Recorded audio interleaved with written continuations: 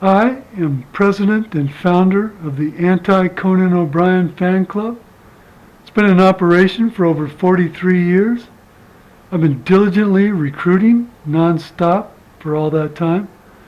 So far, I am the only member, but I'm hopeful for the future. Since the beginning with little Jimmy Potterstone, of course, Conan doesn't remember little Jimmy Potterstone, which is just one of the myriad of reasons why I'm president and founder of the Anti-Conan O'Brien fan club.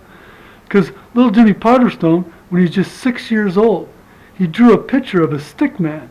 And his little sister, little 4-year-old Paula Potterstone, not to be confused with little Paula Peterstein who lived next door, but little Paula Potterstone saw her brother's drawing, happened to have an orange crayon in her hand, so she drew some crazy orange hair on the little stick figure, and then, well, their mother walked by and said, "Hey, that looks just like that weird little kid from down the street." And so then they took the drawing over to Conan's parents' house, and that's when the funny starts. That's when the funny started. And then Conan's career just skyrocketed. It just skyrocketed. And then there I am. There I am. Do you know what it's like to live in your car and eat top ramen? Do you? Do you? Of course not. Of course not. Because top ramen is cooked in a kitchen. In a kitchen, not a car. But see? You see? Those are the culpable capabilities and insensitive sensibilities that wind this guy's broken mind.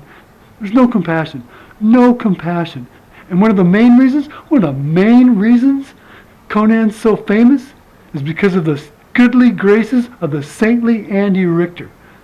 The Richter, he allowed Conan to bask in the limelight of his immense talent, the Richter's immense talent.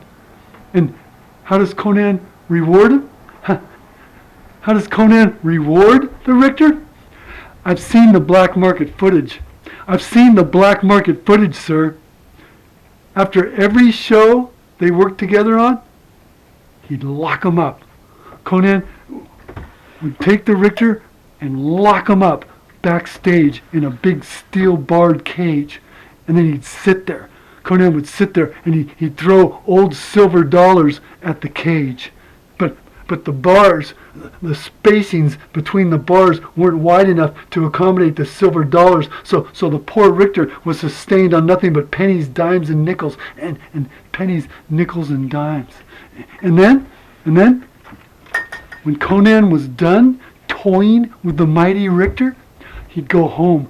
Conan would go home and like clockwork, each and every night, he'd have dinner with Billy Crystal, Ron Say, and Steve Martin, and Sarah Silverman was there taking notes and chiming in, and sometimes Norm Macdonald and Eddie Murphy would drop by just for laughs. And would they serve for dinner? Bowls of soup made from the tears of babies. Baby tears soup. And they'd microwave it. Yeah, they'd microwave it. Do you know the evaporation? Do you know how many baby tears it took to accommodate all of those people? Andy Richter doesn't. Andy Richter doesn't know because he was never invited. But this guy knows. This guy knows. And you know, Jay Leno and Jerry Seinfeld, they're always helping out with the catering, but they were both innocent. They were all innocent because Conan would do that weird thing with his hair, and he'd hypnotize them. He'd hypnotize them and mesmerize them. And then after every meal, after each and every meal, they'd hold a seance and they'd conjure, they try and evoke the souls and the spirits of Rob Reiner and Ron Howard. But see, no one had the heart to tell them that Rob Reiner and Ron Howard were still alive and well and iconic and awesome as ever. Little Jimmy Potterstone, not to be confused with little Jimmy Peterstein who lived next door, but not on the right-hand side, on the left side because of the divorce, of course, but little Jimmy Potterstone, at 6 years old, just 6 years old, he was prophetic. Prophetic. Not pathetic like you, sir. He was prophetic, because at the very same time that little Jimmy drew the stick figure of this guy, he drew another one. He drew another one right next to that one, and it had a little beard, and underneath it read 50 Shades of Ugly. And that was my big chance. That was my opportunity. But no. They had to go to the Conan estate. They had to go to the Conan mansion. You see, the antithesis, the antithetical agony and anguish. It's all about the yin and the yang and the yang and the yin. And he's Mr. Yin. Conan, he's Sir Yin. And he's always yanking on my yang. Yanking on my yang. He's a yang yanker. He's a yang yanker. You're a yang yanker, sir. Oh, gravity? Gravity? Really, John Mayer? Polarity. That's what you should be singing about. And this guy, he's always shooting from the hip. He's always shooting from the hip. He's willy-nilly. He's Mr. Willy. He's Sir Willy-nilly yang yanker. We gotta get the memberships going. The anti-Conan O'Brien fan club. We gotta get the membership forms filled out. I'm assuming I sent everybody their individual membership forms, but I don't know. I can't remember. But I do know. We've got to save the Herculean character actor Andy Richter. We gotta get the ball rolling. Get the ball rolling. So it can snowball. It'll snowball. But we can't because Conan stole Little Bo Peep's hook, and he's tripping Sisyphus. He's a Sisyphus tripper. He's a willy-nilly yang yanking Sisyphus tripper. That's what he is. He's insidious. He's inhuman. He's not human. He was produced by a group of sacrilegious scientists at a peyote party. They took an orangutan and they just stretched it out. They stretched it out. And me, they took a billy goat and cut it in half. And the scientists, they won't tell me which half they used to create me. You know how disturbing that is? You know how disturbing that is to me? You know how disturbed I am?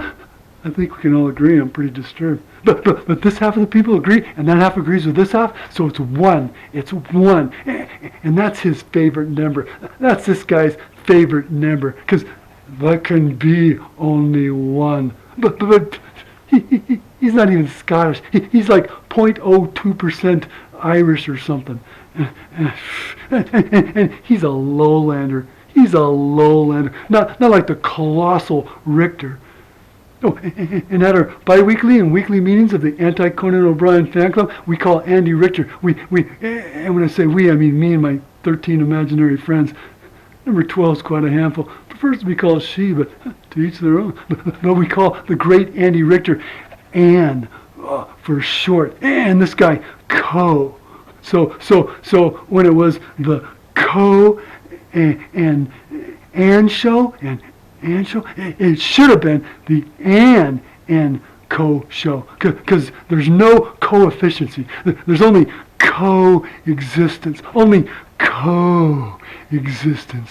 Because it's all about the crazy hair and the orange and you think Donald Trump was just an accident? No, because the orange and the crazy hair. See. Once Conan gets rid of that Jerry Springer National Enquirer kind of guy, it won't be POTUS. It'll be COTUS. COTUS, the United States of Conan. You see, people? Are you beginning to see? And there's no compassion. Where's the sympathy? Where's the empathy? Where's the door? We gotta get rid of this guy. Jimmy Fallon knows. Jimmy Fallon knows. In the memorandum he sent out, the memorandum Jimmy Fallon sent out, in my imagination, I imagine, he's on board. Jimmy Fallon's on board, or at least I think he's on board. He hasn't really heard back from him yet, but I've sent Jimmy Fallon emails and snail mail and Instagrams and sonograms, and apparently, no matter how many times I sleep outside of Jimmy Fallon's house, he hasn't came out and signed anything. But I think it's because the Roots, the basic cable band's nemesis, the Roots, they're in cahoots. They're in cahoots with Conan. It's Roots cahoots. Yeah, Roots cahoots. Oh. Why? Because who's the leader of the Roots? Who's the leader of the Roots? The guy with the crazy hair. The guy with the It's beautiful. It's beautiful. I think I know what it is with Jimmy Fallon. Yeah. It's blackmail. Yeah. It's blackmail. Because how many other people do you know across the nation that are blackmailing NASA? NASA. Conan's blackmailing NASA. And the projects. Oh, the projects. They're gonna rearrange the constellations. Yeah, rearrange the constellations so they correspond with the patterns of the freckles on Conan's arms. And the moon project, the entire face of the moon is just going to be Conan's face, just his head and face. And they're going to illuminate the whole thing. So Conan will be mooning us 24/7, all day and all night.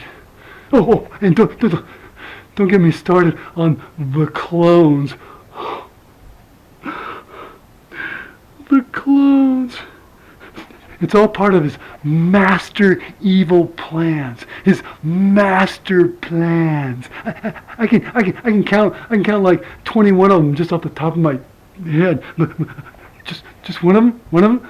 He's going to take over the fast food industries and all of the janitorial services. And he's obsessed. He's obsessed with Oompa Loompas. So whenever you want to get a quick bite to eat in a nice clean little spot, there'll be all these creepy little Oompa Loompa Conanite looking things running around. Oh, it's horrible. It's horrific. Oh, and his latest project, Conan's latest barbarian project is a bone graft, a disjointed bone graft. He's trying to make another Ed Sheeran. Another Ed Sheeran. Good luck with that, sir. Good luck with that. And he keeps asking James Taylor, the immortal, the original JT. Conan keeps asking James Taylor to dye his hair. And what color? What color? Purple. Purple. 'Cause that's the kind of nonsensical, mischievous mischief he's chief of. And he hates Tangelos. He hates Tangelos. And he despises Inner Mongolia and the Inner Mongolian people. But Inner Mongolia doesn't even exist. So Conan hates imaginary people who don't even exist anymore. That's why we gotta help the irreplaceable Andy Richter. He doesn't stand a chance. He doesn't stand a chance because when they were working together, every sixth episode that fell on the sixth day of the week within a 6-month time period, they'd take the innocent, virtuous Richter and they'd shave him. They'd shave him from head to toe and from toe to head, so that he'd look like one of those freaky hairless cats. But the cat's out of the bag. The cat's out of the bag, mister. Because it's this guy, it's a Cyclops tabby. But they shaved the Richter, and while they were shaving the Richter, the whole time they were shaving the Richter. The basic cable band would be playing that old-timey ragtime music that this guy liked so much, and Conan would be like, "Oh, Nelson Eddy and the Chickadee Coo," and they'd all be laughing and drinking and partying, and meanwhile, poor Andy Richter, the innocent Richter, he'd be crying, and then they'd catch his tears. They'd catch the Richter's tears, and then they'd put him in a little appetizer and serve him in baby shoes to go with the dinner and the baby tears soup. You see how it all ties together? His evil plans, Conan's evil plans. He's evil. Oh, you think it was a coincidence that Mike Myers came up with that? Coincidence? I don't think so. Cause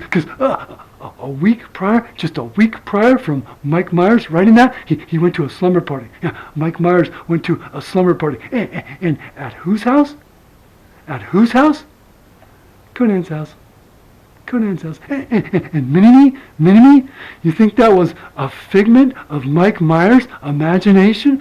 No. Because Mini-Me came from the bowels of this guy. Oh, poor Mr. Trower. He's insidious. Conan's insidious. He brushes his teeth with a pitchfork. He's like, bicuspid, incisors. And he's always looking through the curtains and wringing his hands.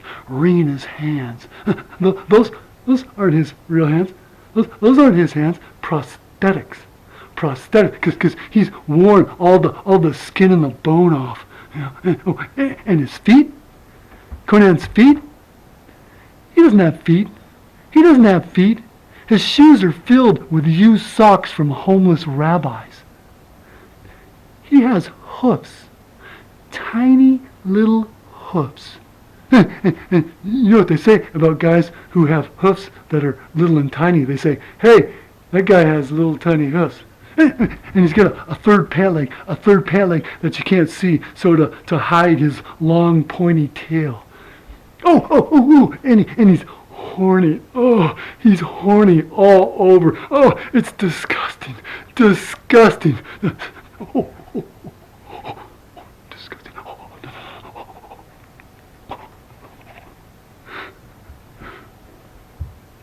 Do you know where Conan keeps his wallet?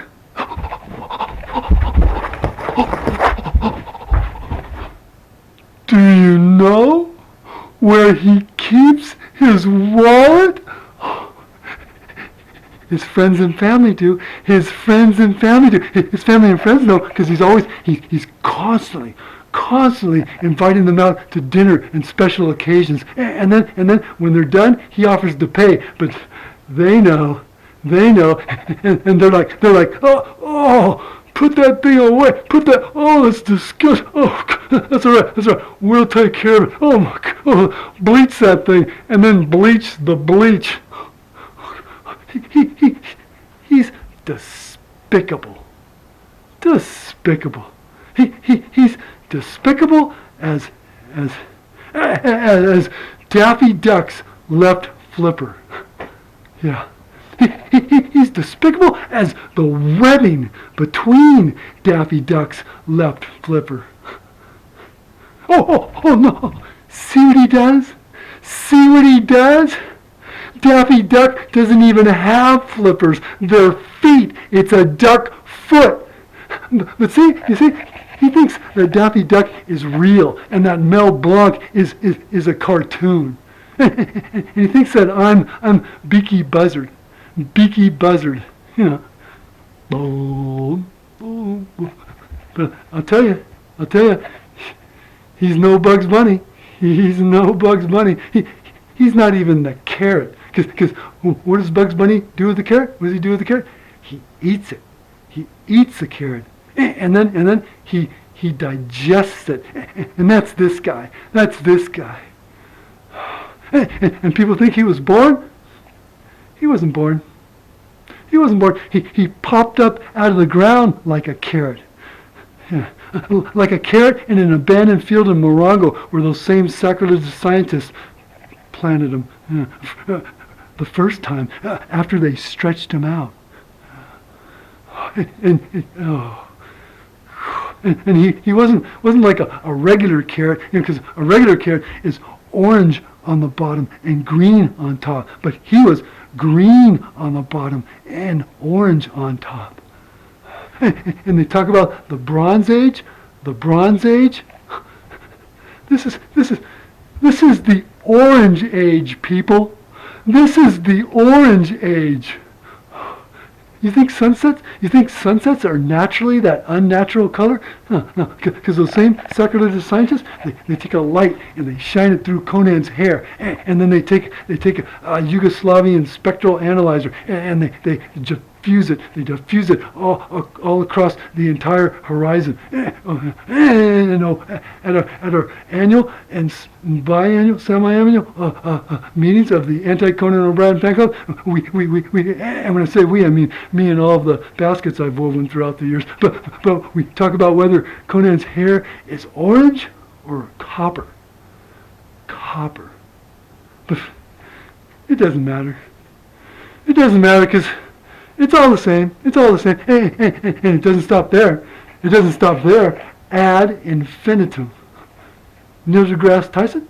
Neil deGrasse Tyson, he's been aware. He's been aware for years. And they talk about singularities and black holes, and black holes and singularities, and how the mass condenses down to the size of what? Of what? A penny. A penny. The copper. The copper. See? The same color as Conan's head. You see? We're at the event horizon, people. The event horizon. And we're all getting sucked in by the crazy hair and the orange and the hypnotizing and the mesmerizing and black holes. Black holes? That's a misnomer. A misnomer. Because they're not black. They're not black. They're a very, very, very dark, very, very, very dark orange.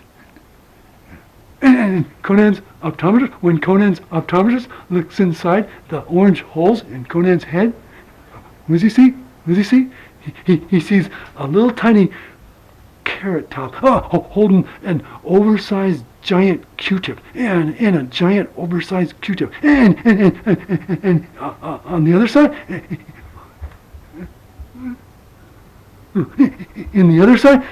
there's a tiny little Gallagher with a sledgehammer mallet thing, and Peter Gabriel music playing in the background. But an optometrist is an eye doctor. What's an eye doctor doing looking in Conan's ears? Is it the same as his proctologist? But brown eyes, blue eyes, it doesn't matter, because with him it's all the same. It's all dark matter. It's all dark energy, dark orange energy. And E equals mc squared. E equals mc squared. The C doesn't stand for the speed of light in a vacuum. The C stands for Conan pushing a vacuum with no bag or canister, because it's chaos. It's chaos. But the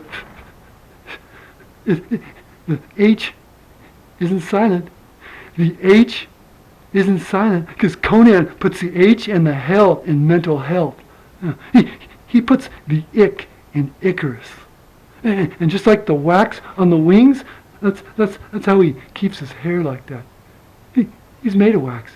He's made of wax and clay and the skeletal remains of Attila the Hun stuffed inside the body of a stretched out orangutan. Ugh.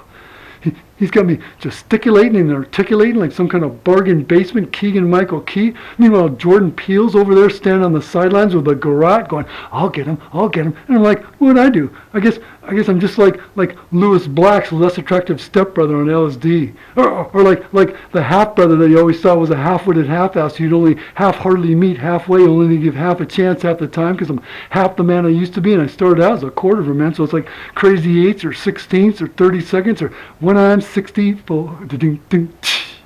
It's apocalyptic. It's bona fide. It's apocalyptically bona fide. And these aren't the ravings of a happy man. These aren't the ravings of a happy man. I get the information from the madman in the corner down the street. Because the point is that's pointless, and it's the main point that I'm trying to point out here. And it's all cause and effect, like the Matrix. The Matrix, but it's not Neo. No, it's not Neo. It's Neosporin. Because when Conan sweats, that's what comes out, Neosporin. And how do you heal someone who's self-healing? And when something happens, I don't know, like one of the writers gets a paper cut or something, does he share? Does Conan share the Neosporin? No, because the poor writers. Conan makes them dress up in these big, thick, black and white striped uniforms with a ball and chain and everything, and they're wearing those sound-suppressing headphones and the mandatory dark sunglasses. But he doesn't call them men in black. He calls them men in orange. It's just common sense. And they've all got one of those weird little round silver things in their mouth, like the robots in Sleeper, and they're just shuffling around. And he makes all the right-handed people write with their left hand, and all the left-handed people, I don't know what the hell they do. But does he pay them? Does Conan pay the writers? No. Not even peanuts. Not even peanuts. They have to share a small dwarf elephant amongst themselves. And the elephant, it doesn't even have a trunk. It's a trunkless elephant. A trunkless dwarf elephant. And Conan named it. And what do you think he named the elephant? What do you think Conan named the trunkless elephant? Samsonite. That's how sick and his accountants, Conan's accountants, it's all abacus. And they don't know. They don't know what an abacus is. They don't know because all they speak and know is Gaelic. That's the kind of twisted mind we're dealing with here, people. It's all about the crazy hair and the orange and his tortured head. And it's no wonder because his hair is growing like that on the inside too. And it's wrapping around his brain and just twisting and twisting. Our only salvation is the silky-haired Andy Richter, the debonair Richter. But they flash the applause sign. And we're like, oh, that Conan, he's so, I don't know, the sign was flashing, so, but it's all smoke and mirrors. Yeah, it's a con in conical. Yeah, smoke and mirrors. I might have smoked a little bit too much before I started all this, but I think we should break all the mirrors. Yeah, break all the mirrors, because it'd be worth all the years of bad luck. 7 to the 7th power. Because when Conan looks up the word pasty in the dictionary, he sees a little caricature of himself, and a little tiny mirror. But because of the opposites, the yin and the yang, me, when you look in the dictionary, I'm under old, ugly, and splotchy. You know how much worse splotchy is than pasty? It's dire straits. But it's money for nothing and chicks for free for Conan. But for me, it's like Oingo Boingo. It's a dead man's party. Pink Floyd tried to warn us. Pink Floyd tried to warn us. Because pink is like a faded orange or something, so they're all immune. Is there anybody out there? Is there anybody out there? But no one's nodding. No one can hear me. But I hear him. I hear Conan. Because his bed sits about this high, and it's just enough room for me to crawl under. And then when he falls asleep, when Conan falls asleep, I crawl back out, and I stand there. I stand there, and I watch him.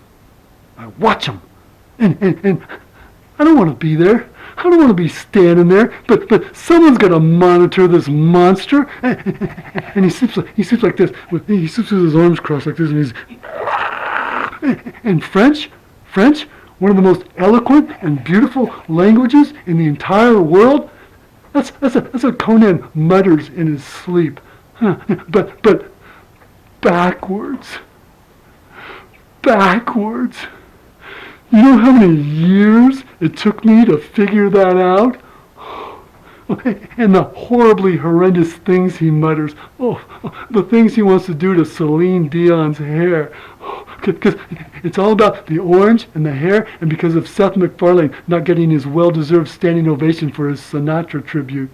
And he talks about the Statue of Liberty, swimming back to France. Yeah, but not a doggy paddle or a nice leisurely backstroke. No.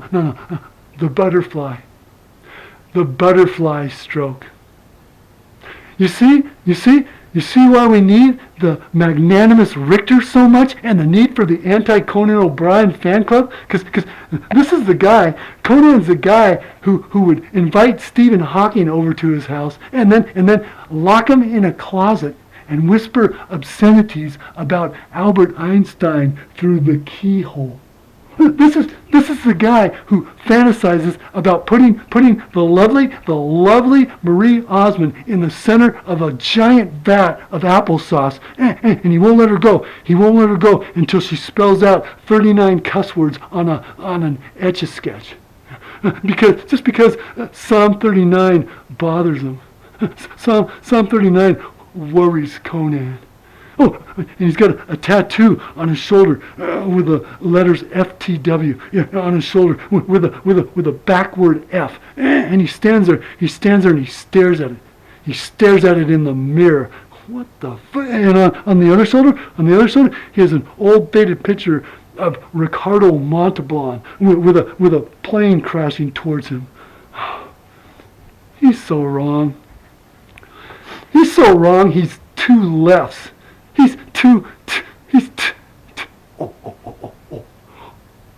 has two.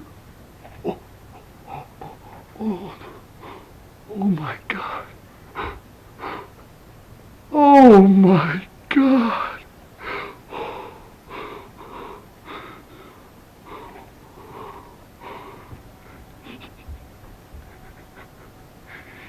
He's reproduced.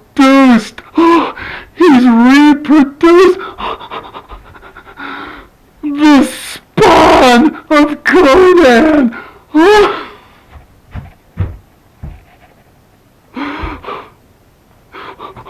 Who do you think we'll be bowing down to in the years to come? We won't be saluting. We'll have to learn some kind of wild vaudevillian gesture or something. But his children, Conan's poor children, they never stood a chance. The things he'd expect, for example, just an example, when they were just little, he talked them into building a lemonade stand. But he made them pay for all the lumber and the paint and the cups and the lemons and the sugar and the cups. And cause see, he stole the first cups just so they'd have to pay for another set of cups. But the kids, they got to keep all the money they made, so. No, they didn't. No, they didn't. Because Conan took all the money and then built another stand to sell orange juice and broken dreams. Oh, and when they were even smaller, when Conan's poor kids were even smaller, he used to tell them bedtime stories. Yeah, but he doesn't know. He doesn't know. I never stood a chance. Because, just an example, one of the stories, one of the bedtime stories he used to tell them. Once upon a time, there was a woman named Agnes. And Agnes had 15 puppies. And they were the cutest and most beautiful puppies in the whole entire world. But one day, Agnes left the blender on in the kitchen downstairs. And one by one, the puppies crawled inside the blender and died. All except for one puppy. But then, that one puppy accidentally knocked over the blender and ate all of the other puppies, and then he died too. But oh no! Don't cry! It's a happy story, because Agnes was a cat person. For the love of all that's holy in the coffers of the underworld. This is his idea, Conan's idea of a happy ending. A happy ending. Oh, and his wife, Conan's poor wife, my apologies, sexist PNC. She's like the cherished Richter, the cherished Andy Richter. She's been trying to save us all. Oh, and the sacrifices she makes. And she does everything. Everything. She organizes everything, and she cleans everything, and cooks everything, and Conan doesn't cook. He doesn't know how to cook anything except for one single thing. One single thing out of everything in the entire world. And what is it? What is it? Fortune cookies. Fortune cookies. But he makes them out of paper. Out of paper. And inside they're filled with nothing but despair. And he's got brothers and sisters. No apologies. Conan's got brothers and sisters too, and they always celebrate St. Patrick's Day. They always get together for St. Patrick's Day, and then they all stand on their heads and form a circle for some strange reason. And then while they're standing on their heads, they all eat Oreo cookies. And they always eat the creamy filling in the middle first, but without twisting the cookies apart, because they all have these tiny little forked tongues, these tiny little forked tongues, and so that's why it takes them so long to eat a potato, because they don't bite them, they just use their tiny little tongues. And see, when St. Patrick was chasing all the snakes out of Ireland, it wasn't snakes. It wasn't snakes. It was the Conan clan! The Conan clan! See, and all five of his brothers and sisters, all five, you've heard about the 6 degrees of separation from Kevin Bacon? Yeah, the 6 degrees. With Conan, it's only 5. Only 5 degrees. But everybody loves the bacon. Everybody loves bacon, but how many times have you heard anybody order an omelet with a side of O'Brien? Oh, the aftertaste and the before taste. I'm losing my appetite. And it makes me sick. It makes me sick, people. And it's no fun. It's no fun being the president and founder of the anti-Conan O'Brien fan club and watching the heroic Andy Richter, having to watch the heroic Andy Richter being kept from the top, because we're all at the bottom, folks.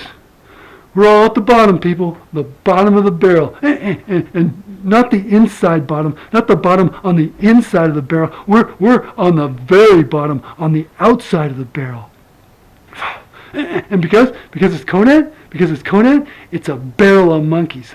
It's a barrel of monkeys. And he's on top of the barrel. He's up there on top of the barrel, dancing and oh, I love me Cocoa Puffs, magically delicious. Oh, it's the irony. It's ironic. It's ironic because it's a barrel of monkeys and he's a stretched out orangutan.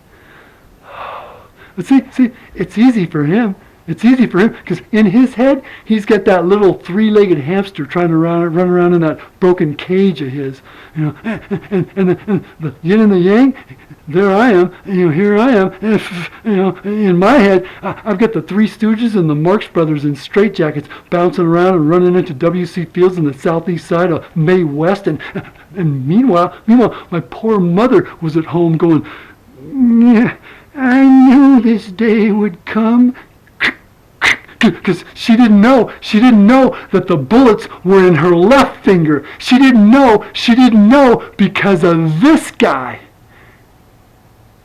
But, now that I think of it, I seem to recall a TV show, I think it was on PBS or something, at UCSD, which is in California for some strange reason, but Conan was given a presentation or a talk or something, and he came across as being a genuinely good guy. I mean, he seemed like a really kind and decent kind of fella. And what he's done to support the troops, the armed forces, pretty impressive. Huh. Well, I guess I was wrong.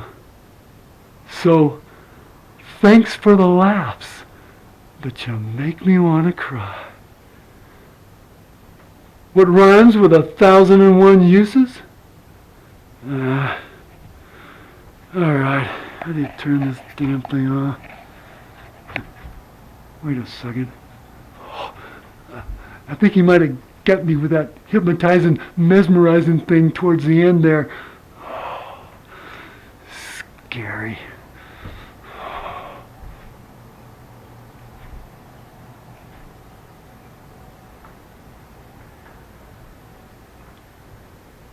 What do you mean? Too much time on my hands.